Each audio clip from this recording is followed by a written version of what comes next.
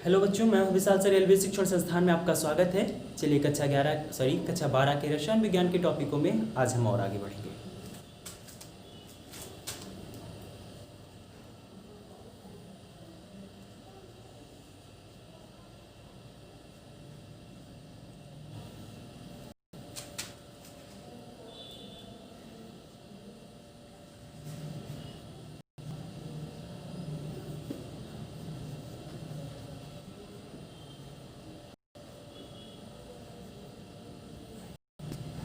Chemistry, तो इनमें हम लोग अवयवी कणों का संतुलन पढ़ रहे हैं। अवयवी कणों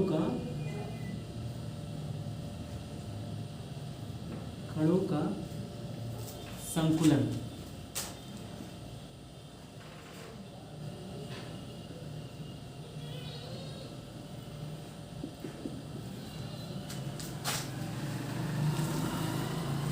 तो अवयवी कणों का संकुलन का मतलब ये है कि हमारे जो जालक बनते हैं, चाहे बीबीसी का बने, चाहे एफसीसी का बने, चाहे एससी का बने, तो ये जो जालक बनते हैं इनके मॉलिक्यूल जो होते हैं, अवयवी कण जो होते हैं, ये किस रूप में कैसे व्यवस्थित होते हैं, इन्हीं टॉपिक पर हमें आज चर्चा करनी है। तो इस टॉपिक पर हमने बताया था कि जो कणों में संकुलन होता है, ये मूल रूप से कणों में संकुलन 3 प्रकार से बताया गया था, 1 विमा में, 2 विमा में और त्रिविमा में। तो चलिए देखते हैं कि इनके कणों का संकुलन व्यवस्था में कैसे होता है। तो सबसे पहले हम देखेंगे 1 विमा में निबिड़ संकुलन।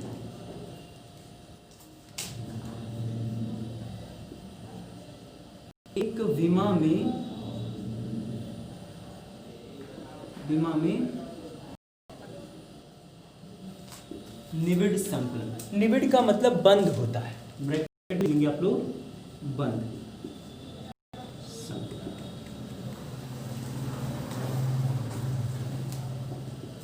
ठीक है, एक विमा में निबिड़ संकुलन किस प्रकार से होता है?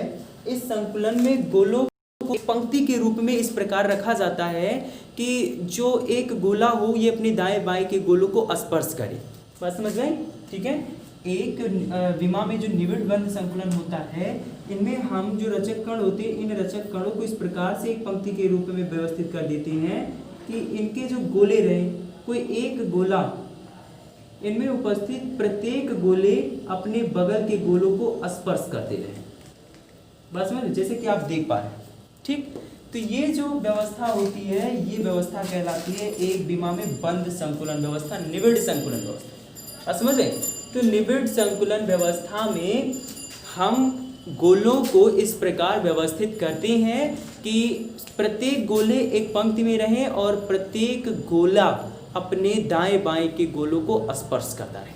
ठीक है, और अच्छा बताइए कि अगर ये गोला अपने इन 2 लोगों को स्पर्श कर रहा है, ये इन दोनों से स्पर्श हो रहा है, ये इन दोनों से, ये इन दोनों से, ये इन दोनों से, इसी प्रकार में एक बंद अगर संकुलन व्यवस्था बना दिया जाए तो इसमें समन्वयन संख्या कितनी होगी?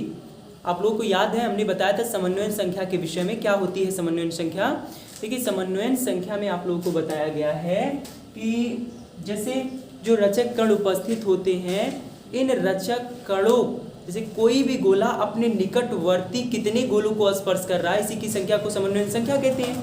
तो यहाँ पे हर गोला आप जैसे कि देख पा रहे हैं कि ये वाला गोला इन 2 को, ये वाला गोला इन 2 को, ये वाला गोला इन 2 को, मतलब हर एक गोला अपने निकटवर्ती 2 गोलों को स्पर्श कर रहा है। तो इसकी समन्वयन संख्या कितनी हो जाएगी? 2 हो जाएगी। समन्वयन संख्या बराबर 2। ठीक, तो एक विमा में निबिड़ संकुलन यानी बंद संकुलन क्या होता है? एक विमा में निबिड़ संकुलन वह संकुलन होता है जिनमें उपस्थित प्रत्येक गोले को एक पंक्ति के रूप में इस प्रकार व्यवस्थित किया जाता है कि ये गोले एक अपने दाएं बाएं के दोनों ओर के गोलों को स्पर्श कर सके। बात समझ में? इसे कहा जाता है एक विमा में निबिड़ संकुलन व्यवस्था। अब यहाँ पे समन्वयन संख्या के विषय में अगर हम बात करें तो यहाँ पे समन्वयन संख्या 2 होती है, क्योंकि एक गोला अपने दाएं बाएं के 2 गोलों को स्पर्श करता है और कोई एक गोला अपने निकटवर्ती कितने गोलों को स्पर्श कर रहा है, इन्हीं की संख्या को हम लोग क्या कहते हैं? समन्वयन संख्या कहते हैं। तो यहाँ पे आप देख पा रहे हैं कि जो हर गोला है ये अपने दाएं बाएं के 2 गोलों को स्पर्श कर रहा है। तो ऐसे केस में जो समन्वय संख्या होगी कितनी हो जाएगी, 2 हो जाएगी। बात समझ में आई? अगला देखते हैं।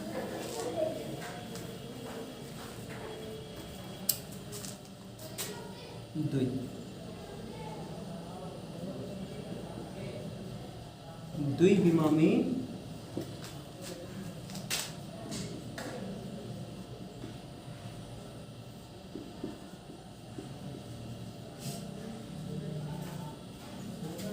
निविड़ संकुलन। चलिए देखिए, द्विविमा में निविड़ संकुलन होता क्या है। द्विविमा में निविड़ संकुलन जो होते हैं, बताया गया है कि द्विविमीय निविड़ संकुलन 2 प्रकार का होता है। एक वर्गाकार निविड़ संकुलन होता है, एक षटभुजाकार या षटकोणीय निविड़ संकुलन होता है। तो द्विविमा में हम निविड़ संकुलन की एक ऐसी व्यवस्था होती है जिसमें एक तल का निर्माण होता है। इसमें हम गोलों को इस प्रकार व्यवस्थित करते हैं कि गोले किसी एक तल का निर्माण करने लगे। बात समझ में? जैसा कि आप लोगों को बताया गया है कि द्विविमीय में जो निविड़ संकुलन होता है ये 2 प्रकार का होता है। पहले दोनों प्रकारों को पढ़ेंगे। नंबर 1 आपको बताया गया है, नंबर 1 वर्गाकार निविड़ संकुलन।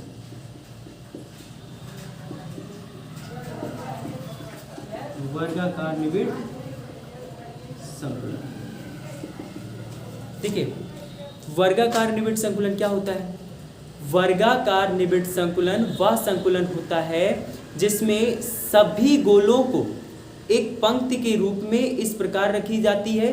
पहले एक पंक्ति, उसके नीचे ठीक दूसरा पंक्ति, उसके ठीक नीचे दूसरा पंक्ति। मतलब इस प्रकार रखा जाएगा कि एक गोला अपने दाएं बाएं ऊपर नीचे के 4 गोलों को स्पर्श करे, तो उसे हम लोग कहते हैं एक वर्गाकार निविड़ संकुलन। जरा देखिए, जैसे ये आपने गोलों की पहली पंक्ति लगा दी,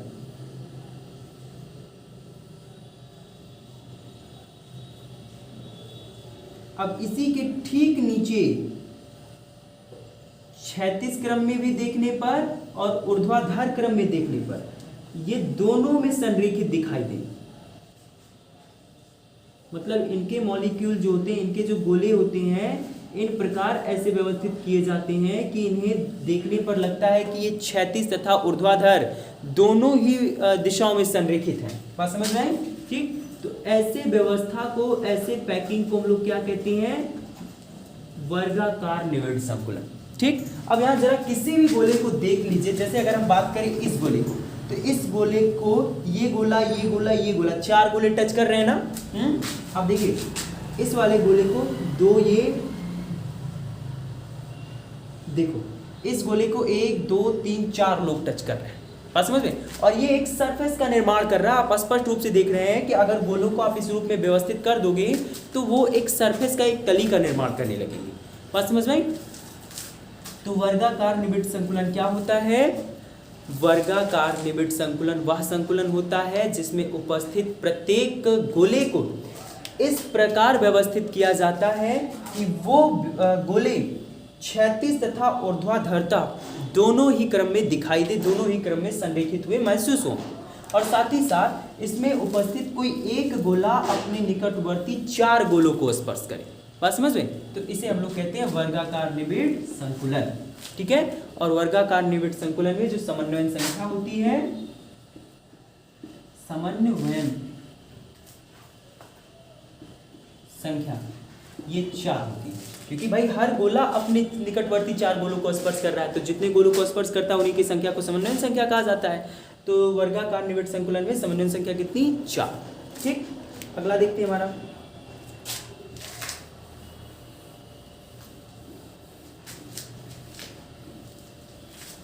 दूसरा प्रकार षटकोणीय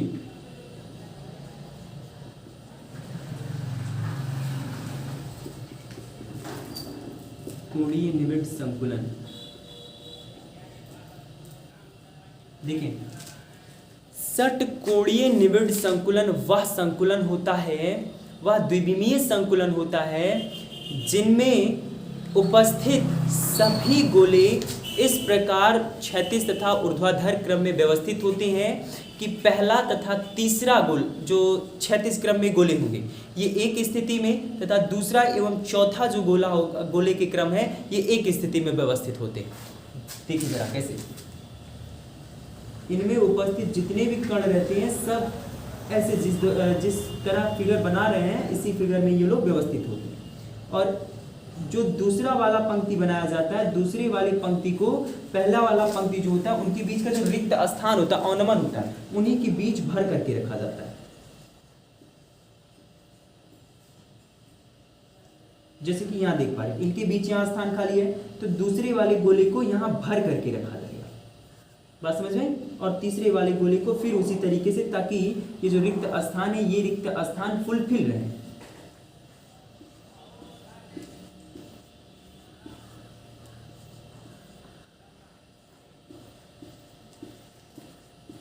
ठीक, आप देख पा रहे हैं कि पहला वाला और तीसरा वाला एक क्रम में व्यवस्थित है और दूसरा वाला और चौथा वाला एक क्रम में व्यवस्थित है। तो षटकोणीय निविड़ संकुलन में हम अपने गोलों को इस प्रकार व्यवस्थित करते हैं कि पहले एक लाइन लगा देंगे गोलों की। अब गोलों की लाइन लगाने के बाद उनके नीचे या ऊपर जो रिक्त स्थान बचा रहता है, जैसे ये वाला रिक्त स्थान, जब हम दूसरी लाइन को लगाते हैं तो दूसरी वाली लाइन के गोलों को उन्हीं रिक्त स्थान अर्थात अवनमनों में भर दिया जाता है। बात समझ गए? तो इस प्रकार से बनने वाला संकुलन जो होता है ये षटकोणीय निविड़ संकुलन होता है। और षटकोणीय निविड़ संकुलन में एक गोला अपने निकटवर्ती 6 गोलों को स्पर्श करता है। देखिए, ये एक गोला अपने निकटवर्ती 6 गोलों को स्पर्श करता है, अर्थात इसकी समन्वय संख्या कितनी हो जाएगी? 6 हो जाएगी। बात समझ गए? तो ये था हमारा द्विविमा में निविड़ संकुलन। कल देखेंगे हम लोग त्रिविमा में निविड़ संकुलन किस प्रकार से होता है। तो ये टॉपिक आप लोग अच्छे से पढ़ लेंगे। जो चीज़ समझ में नहीं आएगा आप हमसे कमेंट के थ्रू पूछ सकते हैं, अगले वीडियो में हम उसे बताने समझाने का आप लोगों को प्रयास करेंगे। ठीक है, तो आज के लिए बस इतना ही।